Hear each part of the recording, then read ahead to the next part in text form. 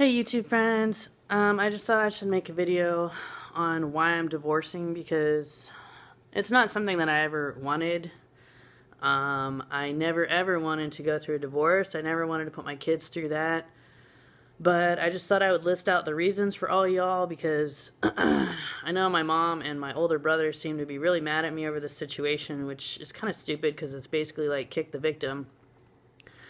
But here's the full story. My ex-husband started to go crazy one day when we were at Cracker Barrel with his parents and my kids, and this was the first time that I was like, okay, something is seriously wrong with his brain and his psyche. I guess this black guy was there at the restaurant. He kept looking over at our table, and I don't know why, but I guess this made my ex-husband freak out. So after we left that restaurant, he asked for a pen and paper from his parents, and he went and found this guy's car somehow and wrote down his license plate. And then he was all paranoid that this guy was gonna like try and pick up our daughters for sex trafficking and all this crazy stuff. And I was thinking, boy, you have seen too many movies. Not boy, man. Well, boy, because he was acting like a boy. Okay, then his paranoia just continued. And he just, he's always struggled with thinking everyone's out to get him, but it got worse. He literally started thinking that I was going to poison him. And, one time I made a smoothie for him, and he was like, you drink that first. Like, he wanted me to drink it first to prove that I didn't put poison in it. And I was like, what? I was like, are you serious? And then, like, a week after that, we ordered Papa John's. He ordered it, and then he literally thought someone had poisoned the pizza. And I was like, no, I don't think someone would poison your pizza. So it wasn't just me, he just thought like everybody was trying to poison him. And then there was some stuff at work, like he basically thought that his work people were trying to like kill him, like that his boss was trying to kill him. Like he just thought everybody was trying to kill him. So it wasn't just me. And he always thought cars were following him. And then one night he thought someone was trying to kill him. He thought someone was like pointing a gun at him. But he didn't like clearly see the gun. He just saw this car pull up and this guy was looking at him and he said he was pointing something at him. Like, I don't know. Anyways, just all kinds of weird stuff. He thought people were following him all the time. And he just got completely delusional. He thought his phone was getting hacked all the time. And I didn't know what to believe, but I would talk to my mom about it and she was like, well, yeah, it sounds like it's delusions, because then he would say that I said stuff that I never said. Like, and I was like, I didn't say that. And so, I told my mom and she's like, well, he's having auditory delusions then. And if he was having delusions about that, then pretty much all this stuff was delusions. Like, he thought that I said that his ex-wife slept with all his coworkers. And I was like, no, I didn't say that. What I said was, maybe your ex-wife is behind your phone getting hacked. And I don't know why he would then think that I said his... Anyways, I think what it was the baggage from his ex-wife was coming up again. And he thought that I would turn into her because she cheated on him. So then he thought I was going to cheat on him. So he was constantly accusing me of cheating. He kept asking me if I was sleeping with a cop because I guess he kept getting pulled over for late registration on his car, which is, that happens. Like, obviously, cops like to pull people over if their registration's late. But then he thought that that meant that I had a boyfriend who was a cop and they were pulling him over to pick on him because they wanted to break us up or something, just crazy stuff. And for the record, I did not date anyone until Ben had moved out of our house the second time. And after both of my girls were in Odessa with my mother-in-law and father-in-law. I did not date until after that.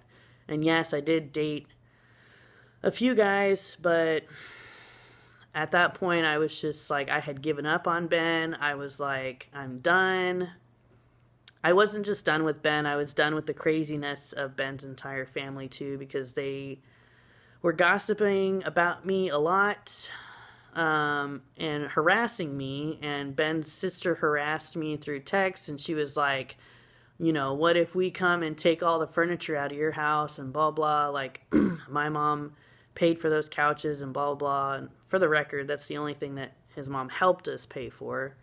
She bought our 2 beds too, but Anyways, so just really, really evil stuff like that. And then, Ben's aunt threatened and texted my best friend and said that she and all them were going to call CPS if I didn't give them my youngest daughter, Joy. So that is a big reason why I decided to give them my youngest daughter, Joy. Because I didn't want some big drama with CPS, and I was just like, I'm so tired of all this. I just want to be removed from all this and not worry about it, and I want them to leave me alone. And I just figured and realized that they wouldn't leave me alone unless they had both my daughters. They being Ben's family and Ben. So now I really want my 2 daughters back.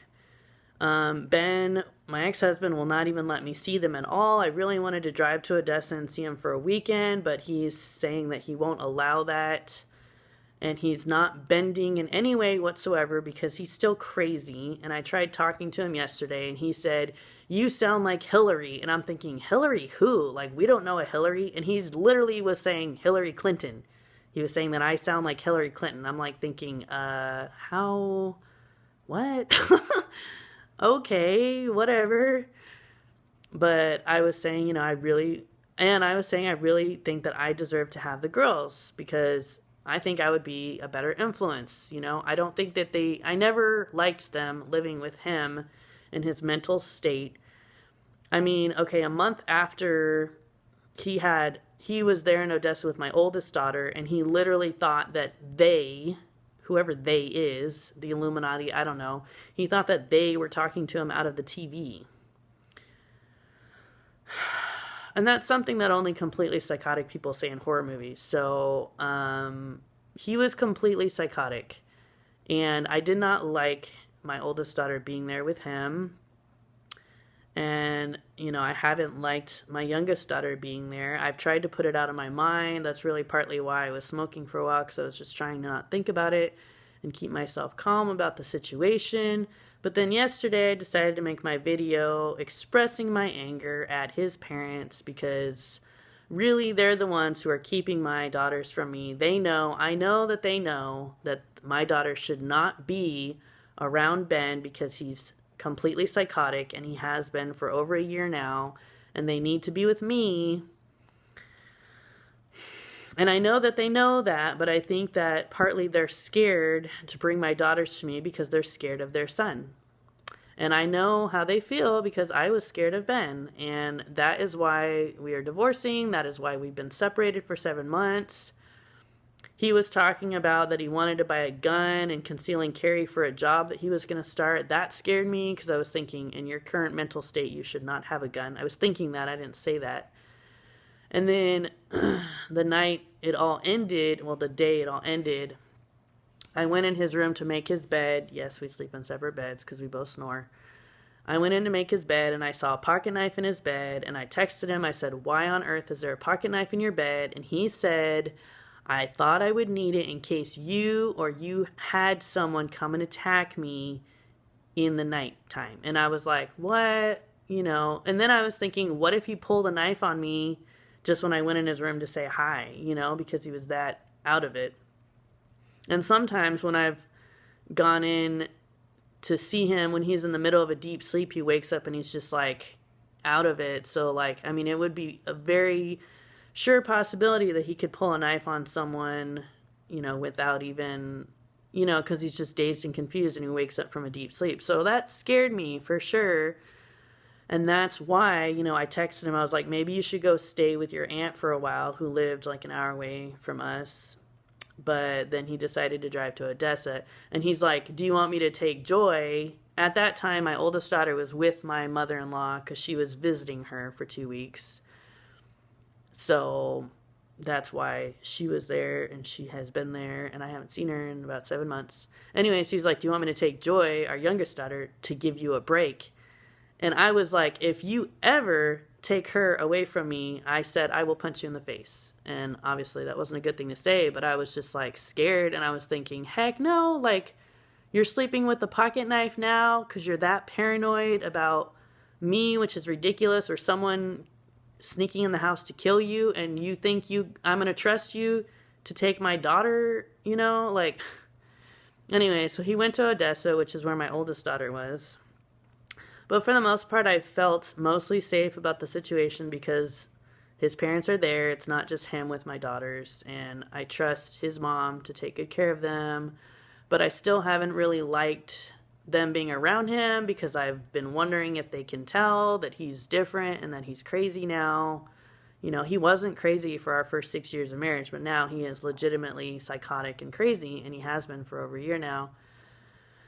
And I just thought I should share all this in a video so that everybody will know the full story, and so people will stop, you know, getting mad at me because it's ridiculous. Like, that's kicking the victim, you know.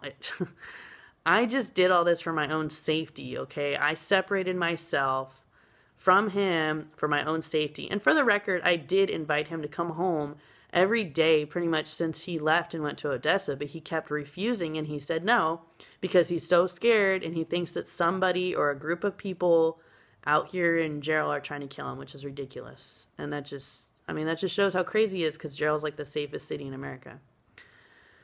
So anyways, there's the full story. I think that's everything. So if you're all wondering, you know, if you're all wondering why I plan on divorcing Ben, it's because I was scared for my own safety, and I thought that he would pull a knife on me. Because if you think someone's trying to poison you, first of all, how can you have a relationship with that person? You can't if you don't trust them and you think they're trying to kill you. And then human nature is, I'm going to strike first before they kill me. You know, I'm going to kill them before they kill me. And that's what I thought that it would lead up to, that it would lead to some kind of physical violence. There was one time where he kicked a chair over because he was so mad about something. And that scared me, you know, and I was like, I will call the police if you better calm down or I'll call the police. So anyways, I just didn't want it to get to that point, you know. And the girls were seeing us fight because he kept accusing me of cheating, and then that would make me angry and I would yell, you know, and it was a toxic situation that wasn't getting better, and I didn't know how to make it better, and I just completely felt helpless to the situation. And now I realize what happened was that I got saved officially a year ago, and he still isn't saved. And that's why we are not compatible. That's why we haven't been compatible for the last year, because I am a legitimate Christian now who isn't perfect, but Christians aren't perfect. I just know that I'm saved, and I have been for a year, and he isn't.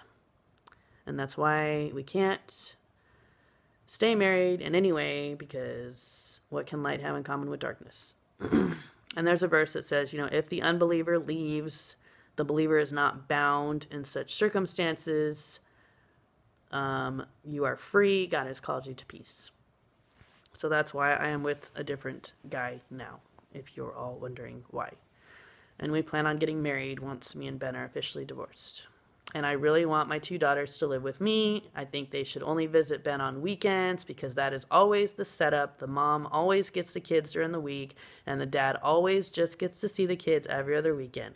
Why? Because usually it's the dad's fault that the divorce happened. And yes, in this case, it is also Ben's fault, because he let himself go crazy. So there's my disclaimer for all y'all. I hope that explains some stuff, and God loves you. Have a great day. God bless. Bye.